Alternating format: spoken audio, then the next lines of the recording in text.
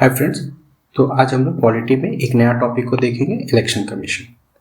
तो सबसे पहले हम लोग ये देख लेंगे कि इलेक्शन कमीशन के बारे में हम लोग को क्या क्या चीज़ पढ़ना है। तो कौन से आर्टिकल में डिफाइन है, ठीक है, इसका सिलेक्शन प्रोसेस क्या है, टेन्योर कितना होता है, रिमूवल क्या है,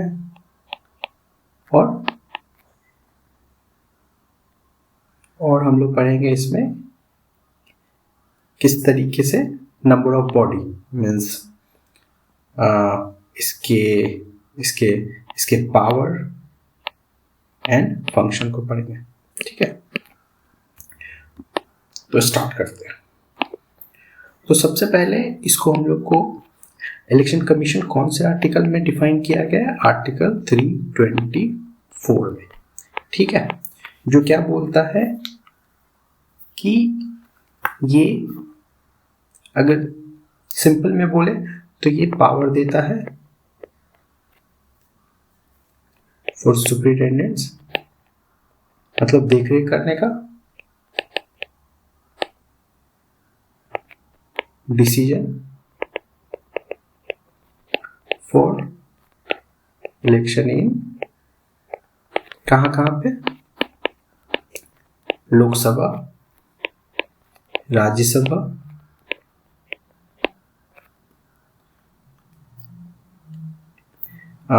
अगर इसको बेटर वे में लिख सकते हैं तो पार्लियामेंट कर देते हैं, पार्लियामेंट, स्टेट लेजिस्लेटिव असेंबली, तीसरा ऑफिस ऑफ प्रेसिडेंट, और चौथा ऑफिस ऑफ वाइस प्रेसिडेंट।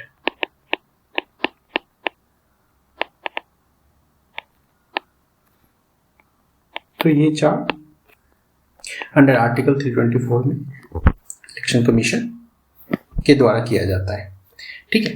अब अगर ये पढ़े कि ये जो इलेक्शन कमीशन होता है उसमें कितने मेंबर बॉडी हैं, तो इस तरीके से बोल सकते हैं कि इसमें एक चीफ इलेक्शन कमीशन होता है plus 2 election commission. So basically ये एक 3 मेंबर बॉडी है, और ये किसके द्वारा अपॉइंट होता है, अपॉइंटेड बाय प्रेसिडेंट, ठीक है। और प्रेसिडेंट क्या कर सकते हैं, इसके टेन्योर को टाइम टू टाइम फिक्स कर सकते हैं, ठीक है। तो president can fix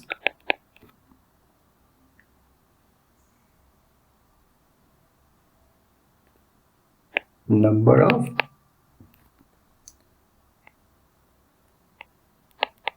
election commission time to time, ठीक है। अब ये पढ़ते हैं ये क्या है, अगर इसके बारे में देखें तो एक इंडिपेंडेंट बोल सकते हैं,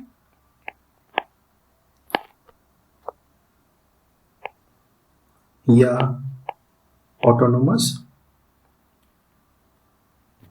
कॉन्स्टिट्यूशनल बॉडी है,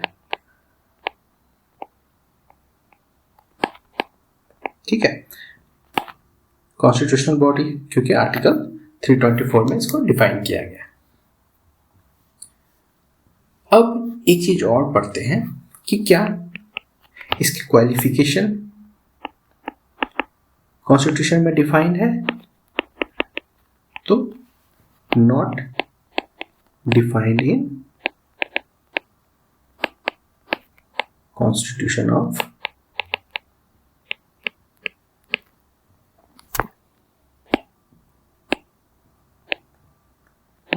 इंडिया, ठीक है।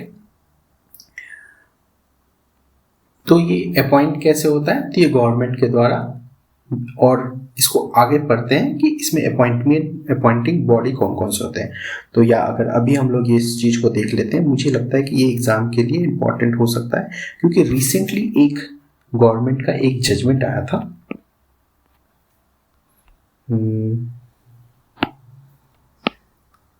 मुझे ये एग्ज़ाम के लिए इम्पॉर्टेंट लग रहा है क्योंकि रिसेंटली 2023 में Anoop Barnwal versus union of India आया था, जिसमें सुप्रीम कोर्ट का ये जजमेंट है कि एक इलेक्शन कमीशन को या ऐसे बोल सकते हैं चीफ इलेक्शन कमीशन या इलेक्शन कमीशन को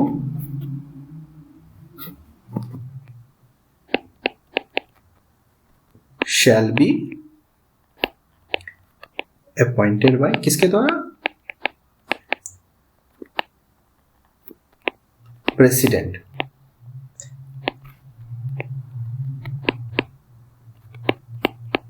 ऑन एडवाइस ऑफ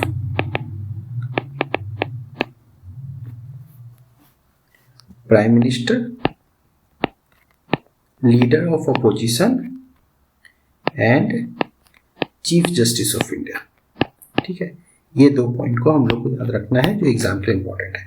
अब अगर सपोज डेट जैसे अभी इस रिसेंट लोकसभा से पहले लीडर ऑफ अपोजिशन अगर नहीं थे रहते हैं, तो जो सिंगल लार्जेस्ट पार्टी होगा उसके जो हेड होंगे वो as a leader of opposition के तरह ट्रीट करेंगे।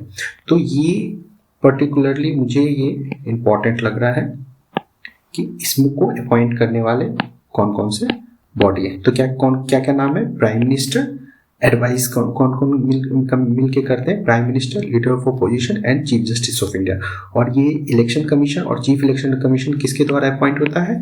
तो प्रेसिडेंट के द्वारा। Very important.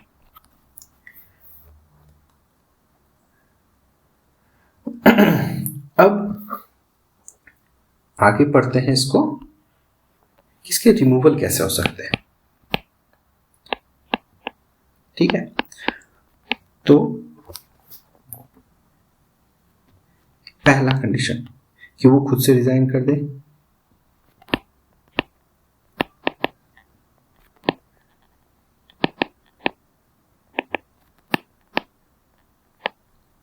ठीक है, दूसरा कंडीशन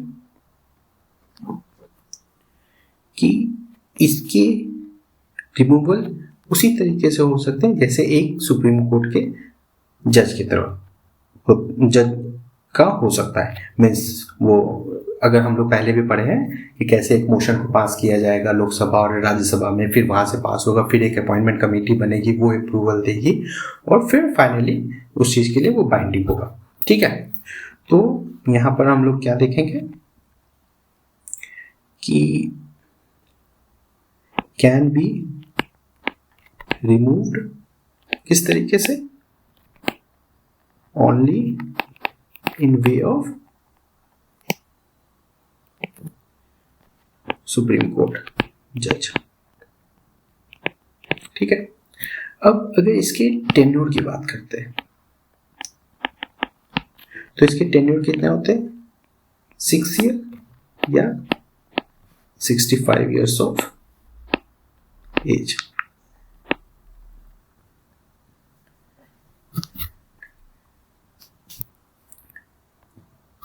और क्या इसके टेन्योर को कॉन्स्टिट्यूशन में डिफाइन है? तो नहीं, कॉन्स्टिट्यूशन हैज नॉट डिफाइंड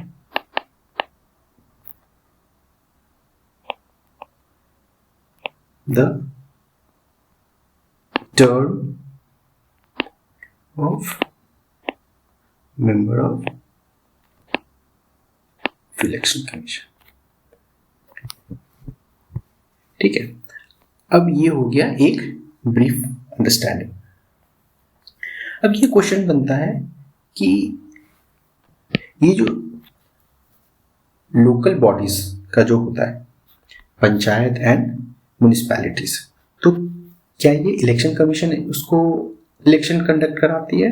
तो आंसर इज नो। तो ये बोल सकते हैं कि municipality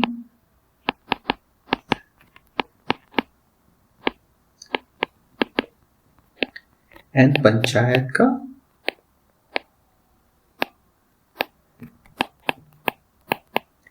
election not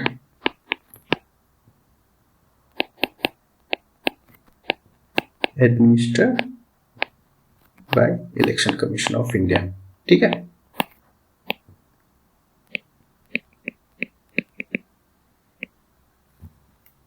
election commission of India.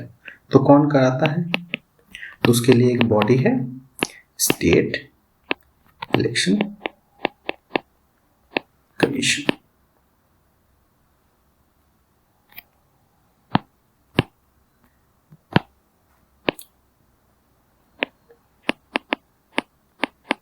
State election commission.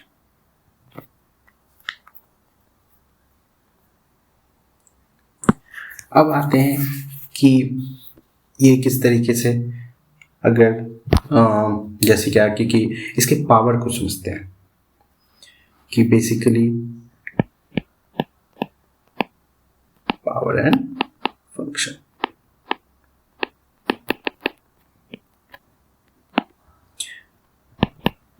तो पहला एडमिनिस्ट्रेटिव पावर है इसके पास, ठीक है। दूसरा एडवाइजरी पावर है। तीसरा क्वासी जुडिशियल पावर है।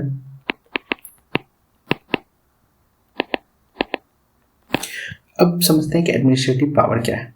कि अगर कहीं इलेक्शन हो रहा है तो ये उसकी देखरेख करेंगे। फिर एडमिनिस्ट्रेटिव पावर में क्या हो सकता है? पहला तो अगर इस तरीके से देखें तो सबसे पहले तो डेट ऑफ इलेक्शन डिसाइड करते हैं, ठीक है। फिर कंडक्ट, फिर देखें तो ये डिलिमिटेशन भी सेट करते हैं, मतलब किस क्षेत्र में कितना नंबर ऑफ सीट्स है, और ये किस बेसिस पर? डिलिमिटेशन कमीशन एक्ट के तहत, जो पार्लियामेंट का है।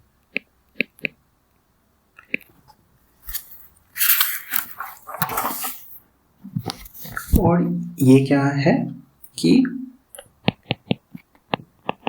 एक्ट करते हैं एज अ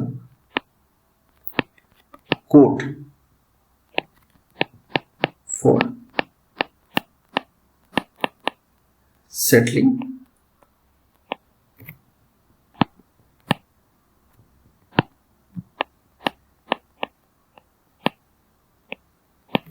डिस्प्यूट, ठीक है। अगर कोई डिस्प्यूट हो जाएगा रिगार्डिंग इलेक्शन में, तो वो कौन सॉल्व करेगा?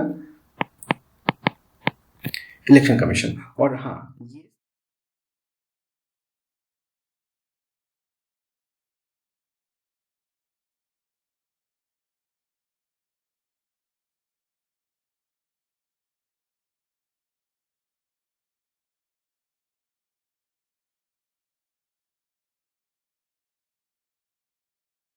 देखते हैं कि एडवाइजरी पावर कैसे है इनके पास। तो ये क्या करते हैं? एडवाइस करते हैं प्रेसिडेंट को, किस लिए? For matters of disqualification of MP.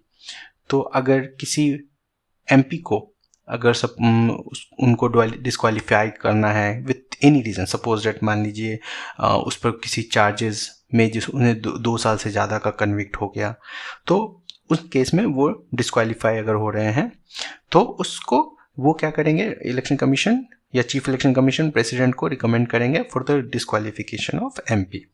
और सिमिलरली ये गवर्नर को एडवाइस करेंगे for disqualification of state legislative assembly. अब ये डिस्क्वालिफिकेशन किसी भी फॉर्म में हो सकता है। सपोज डेट अगर समझते हैं कि इलेक्शन कमीशन किस किस तरीके से स्टेट लेवल पर काम करती है। तो इलेक्शन कमीशन एक स्टेट में चीफ इलेक्टोरल ऑफिसर को अपॉइंट करती है। तो ये कैसे होता है? Appointed by chief election commission, किसके द्वारा? तो उस पर्टिकुलर स्टेट में स्टेट गवर्नमेंट से कंसल्ट करके, ठीक है। फिर डिस्ट्रिक्ट लेवल पर जब आते हैं